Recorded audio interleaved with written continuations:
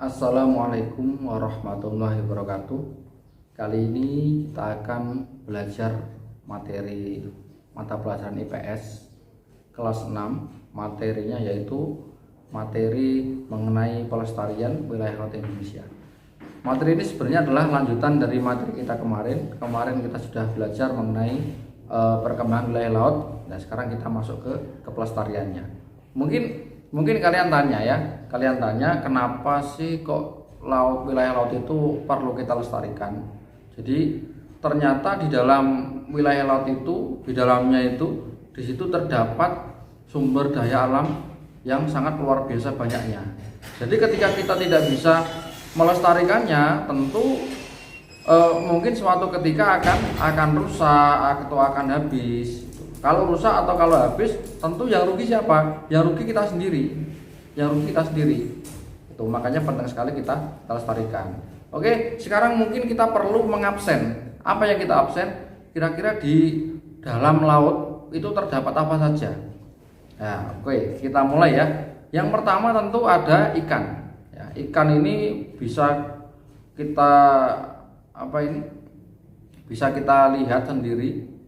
Ya, bisa kita ketahui sendiri, ikan ini dari ikan yang paling besar sampai ikan yang paling kecil itu ada. Ya, dari ikan paus sampai ikan teri ada. Dari ikan yang paling buas sampai ikan yang paling tidak buas ada. Ikan hiu ya. Tuh. Terus kemudian dari ikan yang paling enak sampai ikan yang biasa-biasa saja ada. Itu banyak sekali ya. Itu baru ikan ya. Kalau kalian tak suruh ngitung jenis-jenis ikan ini nggak akan habis waktu sehari ini. Mungkin 1 minggu nggak selesai kamu. Itu ikan. Terus kemudian yang kedua ada gurita, ada cumi-cumi, ada apa lagi? Di laut itu ada apa lagi yang bisa kita manfaatkan? Ada kepiting, ayo. Ada apa ini?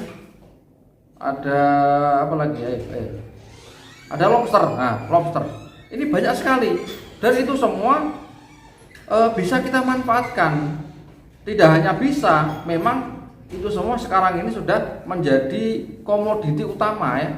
Sudah menjadi komoditi utama sebagai sumber daya alam.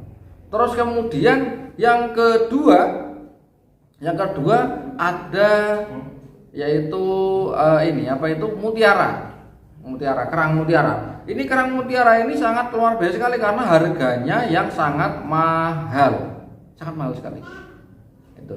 Terus kemudian yang ketiga ada rumput laut. Nah, ini rumput laut. Rumput laut ini luar biasa ini. Kenapa kok luar biasa? Karena di rumput laut itu di situ bisa mengakibatkan membantu perkembangan otak ya. Jadi anak yang sering-sering makan rumput laut itu tentu nanti perkembangan otaknya akan lebih bagus. Itu. Karena kandungan zat gizinya ya. Terus kemudian yang keempat ada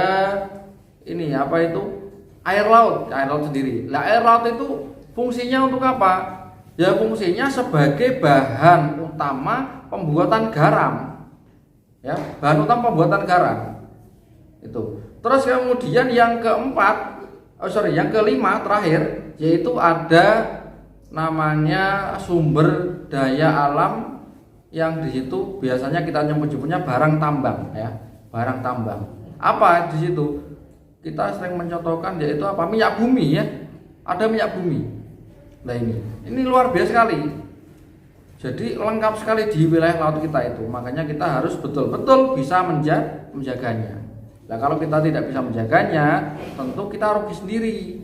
Yang rugi tidak hanya kita, yang paling rugi adalah nanti anak cucu kita, karena tidak bisa memanfaatkannya lagi karena sudah habis, sudah punah. Akibat siapa? Akibat kita.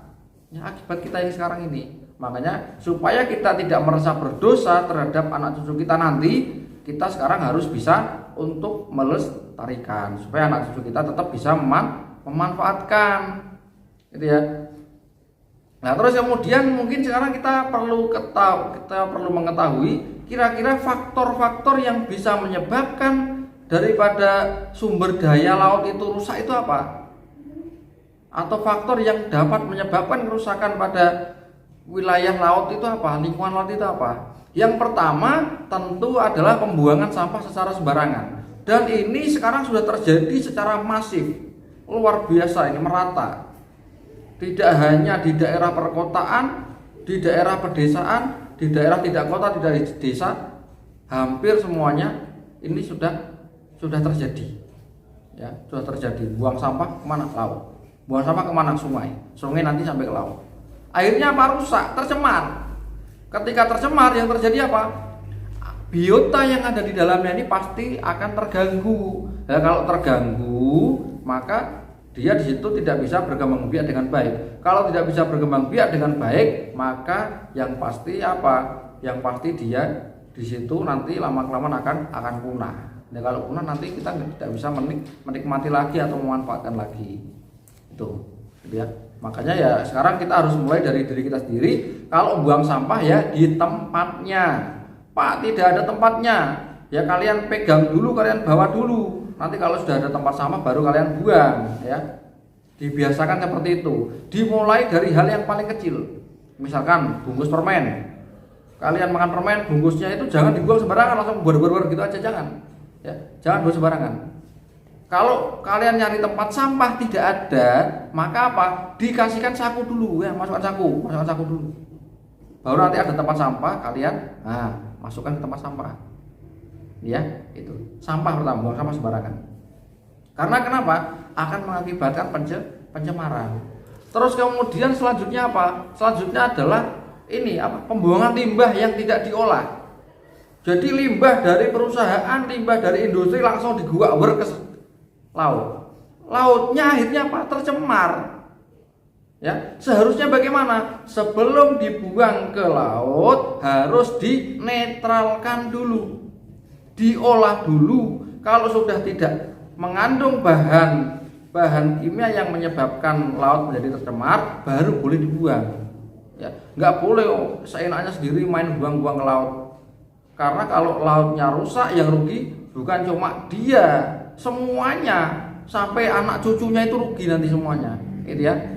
Tuh, pembuangan limbah. Jadi harus diolah dulu atau dinetralkan dulu. Terus kemudian yang ketiga yaitu penangkapan ikan atau biota laut yang di dalam laut itu dengan menggunakan alat ataupun senjata yang tidak ramah lingkungan, tidak safety. Ya. Apa contohnya? Pakai bom. Jadi membuat bom ikan, dimasukkan ke dalam laut, kemudian meledak di dalam, ikannya mati, diambil ikannya. Ini kalau yang mati cuma ikannya itu sebenarnya, kalau yang ikan besar aja itu sebenarnya ya nggak begitu masalah. Tapi kalau sampai ikan-ikan kecil sampai ke terumbu karangnya rusak, ini semuanya rugi. Karena terumbu karang merupakan habitat daripada ikan. Ini makanya kalau bisa ya kita harus bareng-bareng menjaga. Kalau kalian mau nangkap ikan, jangan menggunakan alat ataupun bahan atau benda yang membahayakan atau tidak safety atau tidak ramah lingkungan. Ini penting sekali ya, penting sekali. Terus kemudian ini penangkapan ikan menggunakan cantrang. Tahu cantrang? Ada yang tahu cantrang? Cantrang atau ada yang menyebutnya dengan nama pukat harimau. Jadi cantrang itu semacam jala ini ya, jala yang dia di situ sangat besar sekali ukurannya, diikatkan ke perahu. Jadi kalau perahunya jalan gini, cantrangnya ini akan berada di dalamnya ini akan tertarik sama perahunya. Ketika tertarik seperti ini, otomatis ikan yang ada di depannya ini akan terangkut atau akan tertangkap semua. Nah kalau ikannya tertangkapnya ini tidak bisa diseleksi. Yang besar misalkan nangkapnya yang besar aja nggak bisa, semuanya tertangkap ini. Jadi besar kecil tertangkap semua. Terus kemudian sisi negatifnya lagi, kalau pas ditarik gini kan, kemudian jalannya ini berada di bawahnya ini, dia di situ terkena oleh terumbu karang, maka terumbu karangnya akan patah. Kalau terumbu karangnya patah, ya tentu akan merusak, Tuh. Terus kemudian selain itu ada lagi yaitu tumpahan minyak ya, minyak bumi misalkan yang habis di ditambang, diambil dari dasar laut, terus kemudian misalkan terjadi kebocoran atau kemudian kapal tankernya itu guling itu apa namanya itu kalau di laut itu, kapal tankernya itu misalkan ya itu guling itu ya, guling itu apa ya, guling itu ya pokoknya guling lah ya, kapal tankernya guling, minyaknya tumpah, ini akan mencemari biota yang ada di dalamnya, akan tercemar, akan terpengaruh, akan mati, keracunan ya, karena ikan itu tidak makan minyak bumi. Lah karena minyak bumi mati dia. Rugi siapa? Semuanya rugi ya. Itu penting sekali ya. Jadi ini beberapa faktor yang dapat mengakibatkan kerusakan pada biota laut atau wilayah laut ya. Faktor-faktor yang dapat mengakibatkan kerusakan pada wilayah laut. Apakah hanya di Indonesia? Ya enggak.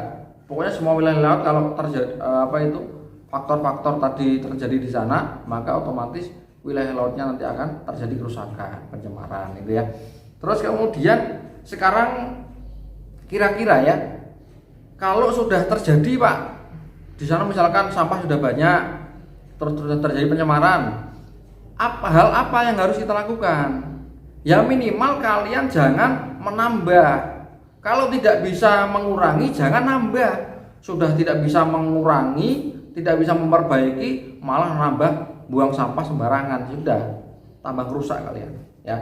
Jadi sekarang mungkin kita sebagai sebagai anak bangsa yang baik, maka kita harus bisa melakukan hal-hal atau upaya-upaya yang dapat kita lakukan untuk mencegah, atau kalau sudah terjadi berarti ya melakukan perbaikan ya. Jadi hal apa yang dapat kita lakukan untuk menjaga menjaga kelestarian daripada sumber daya alam yang ada di laut. Yang pertama yaitu menjaga kebersihan daripada laut. Ya tadi berarti tidak boleh membuang sampah, raoleh buang sampah. Atau translate Indonesianya, tidak boleh membuang sampah meskipun hanya bungkus plastik, bungkus permen, nggak boleh. Ya, dimulai dari sekarang. Kalau ada bungkus permen atau bungkus apa atau sampah apa, diambil, buang pada tempatnya. Ya, supaya apa? Supaya air lautnya bersih. Kalau bersih, tentu di situ nanti biota laut yang ada di dalamnya akan hidup sehat. Kalau dia hidup sehat, bisa berkembang biak, bisa beranak pinak, kalian yang untung, bukan siapa-siapa, gitu ya. Terus kemudian melakukan daur ulang ya, melakukan daur ulang. Daur ulang apa? Ya misalkan sampah itu daripada kalian buang sembarangan, didaur, misalkan dibuat tas, dibuat vas bunga, dibuat bunga-bungaan, itu ya. Terus kemudian misalkan benda-benda lain lagi, pecah belah, dibuat pot, itu kan bisa ya, bisa. Jadi didaur ulang. Terus kemudian yang ketiga yaitu melarang penggunaan pukat harimau. Nah, ini sebenarnya sudah dimulai sama pemerintah ya, tidak diperkenankan menangkap ikan dengan pukat harimau, itu nggak boleh. Terus kemudian termasuk melarang penggunaan bahan peledak atau bom, ora oleh, yang tidak boleh menggunakan bom. Lah kok misalkan dari kalian ada yang ketahuan menggunakan bom, udah bomnya tak ambil, tak bomkan ke kalian, ya nggak boleh ya. Coba nanti rasanya kayak apa kalau dibom sama bom ikan, ya biar kalian bisa merasakan kira-kira ikannya seperti apa rasanya, sakit atau enggak. Kalau ikannya sakit, kalau kalian sakit berarti ikannya sakit, ya, itu. Makanya jangan sesekali kalian mau ngambil ikan dengan menggunakan bom atau racun atau apalah, potas atau apa, nggak boleh ya. Menggunakan bahan-bahan atau alat-alat yang ramah lingkungan, tuh pancing, misalkan menggunakan apalagi jala, kan, tapi jangan cantrang, jala gitu aja. Selanjutnya yaitu apa? Menanami pesisir pantai dengan apa? Dengan pohon bakau. Kenapa kok ditanami bakau? Karena kita tahu sendiri bahwa pohon bakau ini dapat dimanfaatkan sebagai ini apa itu? Pencegah abrasi. Pencegah abrasi. Apa itu abrasi? Abrasi itu pengikisan pada bibir pantai, ya. Pesisir. Ini akan kalau tidak ada apa ini mangrove tentu akan terkikis ini, habis lama-lama. Nah, supaya tidak habis pantainya atau daratannya, maka ditanami mangrove supaya mangrove ini bisa mengikat. Mengikat apa? Mengikat daripada pasir, daripada tanah yang ada di sana supaya tidak terjadi abrasi atau tidak terkikis. Lah, kita juga perlu tahu sendiri bahwa mangrove itu punya manfaat lain, yaitu selain dia sebagai pencegah abrasi, dia juga di situ sebagai ini apa itu habitat, ya, sebagai habitat tempat tinggal dari biota laut. Itu mangrove. Jadi manfaatnya sangat penting sekali. Makanya kita tidak kaget ketika ada orang yang mengatakan bahwa mangrove itu disebut sebagai sabuk hijau, ya, karena dia mengikat supaya tidak terjadi abrasi. Itu luar biasanya mangrove, ya.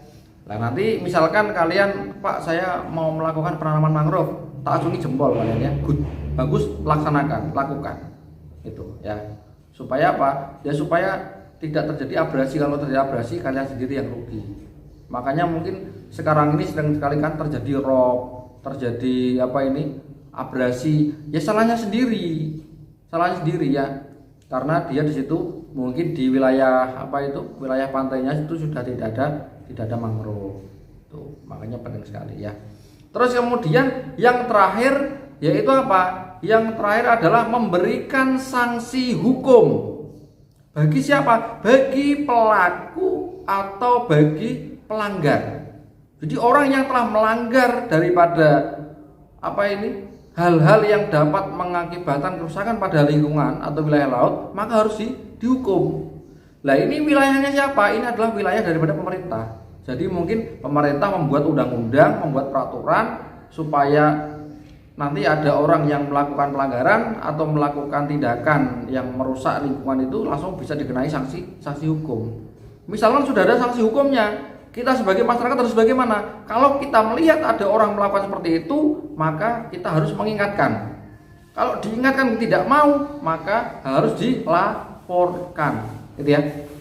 Tuh, itu penting sekali. Jadi pelestarian lingkungan, ya.